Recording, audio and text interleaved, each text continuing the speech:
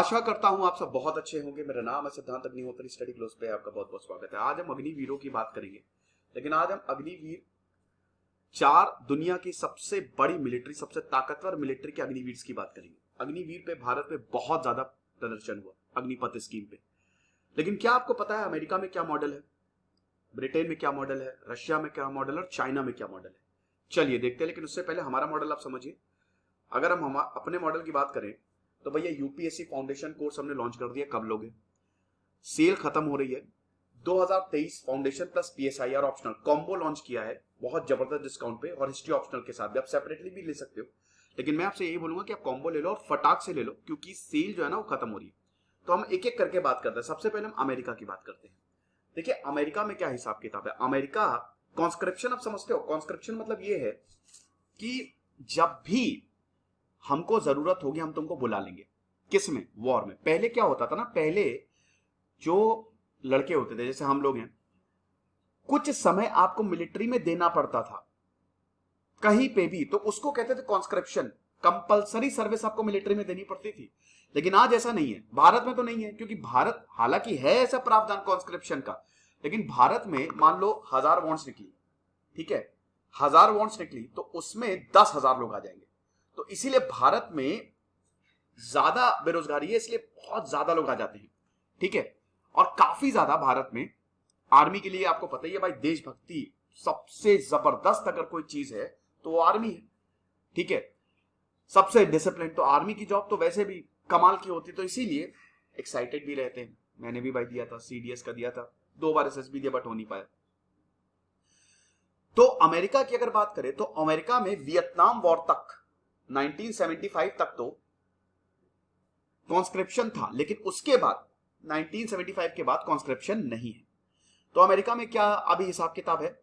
देखिए 17 साल से लेकर 17 साल से अमेरिका में एनलिस्टमेंट की शुरुआत हो जाती है। मतलब अगर आप 17 साल के हैं तो आप आर्मी में आ सकते हैं। अच्छा 17, ये तो एनलिस्टमेंट की शुरुआत होगी 17 साल में। मैक्सिमम कब तक रह सकते हैं? देखिए अमेरिका की दो सबसे बड़ी फोर्स, मरीज में आप 39 साल तक रह सकते हैं, यानी कि 17 साल पे आए तो आप 39 साल तक रह सकते हैं। और सॉरी एयरफोर्स में आप 39 ईयर्स 39 साल तक रह सकते हैं, मरीज में 28 साल तक रह सकते हैं, समझ लो। लेकिन दोस्तों इसको आप बढ़ा भी सकते हैं। नॉर्मल सर्विस जो है 4 साल की ही है। अग्निपथ स्कीम को ना सारे देशों के मॉडल को प्रॉपर स्टडी किया गया, उसके बाद ये स्कीम लाई गई है। नॉर्मल सर्विस जो है वो 4 साल की ही है अमेरिका में, है ना। एक्टिव ड्यूटी 4 साल, मतलब लगातार ड्यूटी पे रहना है आपको, एकदम फील्ड पे रहना है। और इनएक्टिव यानी कि रिजर्व 4 साल, यानी कि टोटल 8 साल। 8 साल की आपको ड्यूटी करनी है। अब उसके बाद जब आप एक्टिव ड्यूटी कर लेंगे तो आपके पास ये रहता है कि अगर आपको कॉन्ट्रैक्ट बढ़वाना है, यानी कि अगर आपको सर्विस देनी है तो आप कॉन्ट्रैक्ट बढ़वा भी सकते हैं, समझ रहे हो। तो अमेरिका में ये हिसाब किताब रहता है, ठीक है, कि 4 एनलिस्टमेंट 17 साल से शुरू हो जाता है, 4 साल एक्टिव ड्यूटी, 4 साल रिजर्वेशन की बात करें।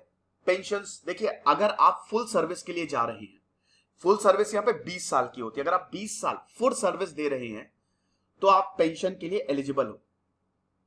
अमेरिका में 2 रिटायरमेंट सिस्टम है। एक होता है ब्लेंडेड रिटायरमेंट सिस्टम, जिसको बीआरएस कहते हैं।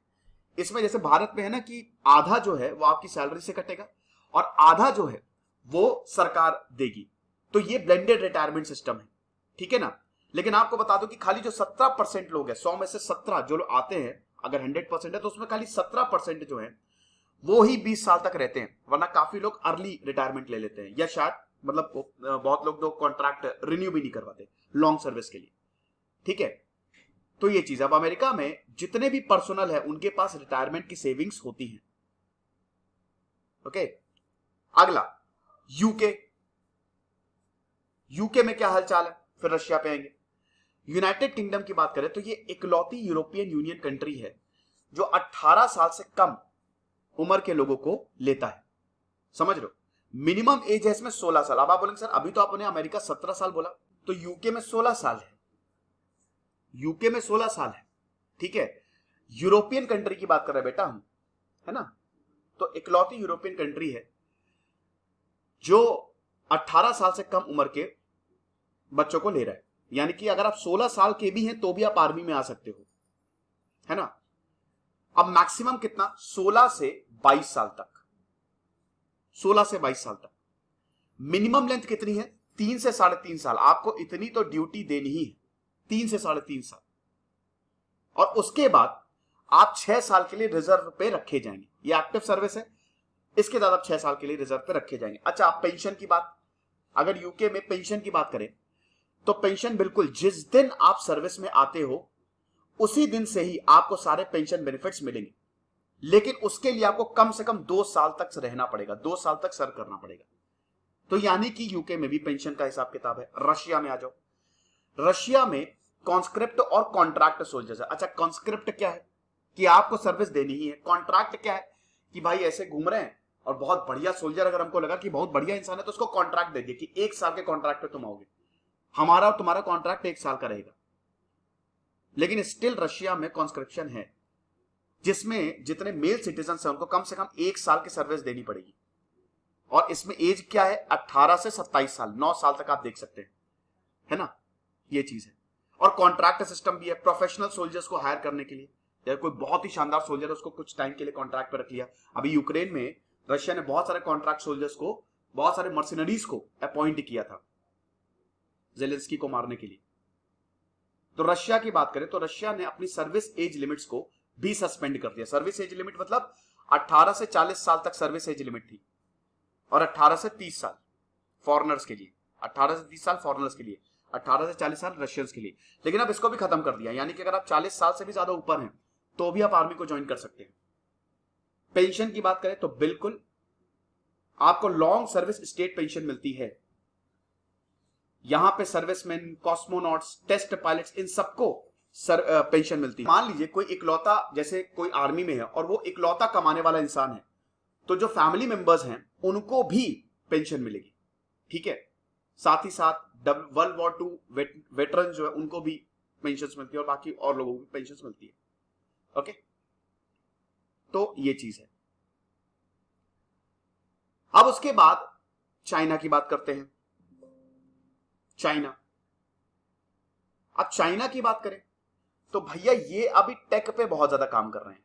ये अपनी मिलिट्री का साइज रिड्यूस कर रहे हैं। आपको पता है 2018 में एक आर्टिकल पब्लिश हुआ था, पीपल लिबरेशन आर्मी ने 3 लाख के करीब ट्रूप्स का साइज रिड्यूस किया था। 3 लाख लोगों की छटनी कर दी थी 2017 से। यानी कि चाइना भी अपने फोर्स का साइज रिड्यूस कर रहा है। देखिए, अब जो वॉर होंगे ना वो सब टेक्निकल बेसिस पे होंगे। चाइनीज मिलिट्री चाहती है कि उनके जो आर्मी पर्सनल हो वो टेक सेवी हो, साइबर वॉर में एक्सपर्ट हो, गैजेट्स चलाने में एक्सपर्ट हो, इस तरीके से, ठीक है। पीएलए जो है वो नॉन कमीशन्ड ऑफिसर्स को रिक्रूट कर रही है नेशनल कॉलेजेस से। एंट्रेंस एग्जाम होता है, आ जाओ, ताकि अपनी ट्रूप्स की क्वालिटी को बढ़ाया जा सके। अभी भारत की भी बारे में बताऊंगा। एप्लीकेंट्स को 20 साल का होना चाहिए, 20 ईयर्स का होना चाहिए। 20 साल में आप अप्लाई कर सकते हो। हालांकि अभी कोई ड्राफ्ट रेडी नहीं है, लेकिन अगर ये आता है तो कॉन्स्क्रिप्ट जो है वो मिनिमम 3 साल के लिए सर्व करेंगे, है ना, 4 साल नेवी के लिए और एयरफोर्स में भी इतने ही।